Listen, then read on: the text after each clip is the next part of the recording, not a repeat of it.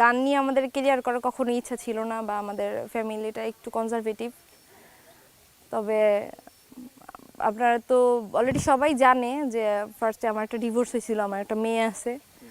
আমি যখন ব্যাক করি তখন আমি একদম শূন্য হাত। আমি যখন ইন্টার ফার্স্ট ইয়ারে পড়ি, আমার তখন বয়স 17 বছর, তখন আমার বিয়ে হয়। আমি আমার বিয়ের 4 মাস 4.5 মাস পরেই কনসিভ করি। দেন 1 বছর কিছুদিন পরেই আর কি, আমার 1 বছর 3 মাসের মাথায় আমার বাচ্চাটা হয় বিয়ের।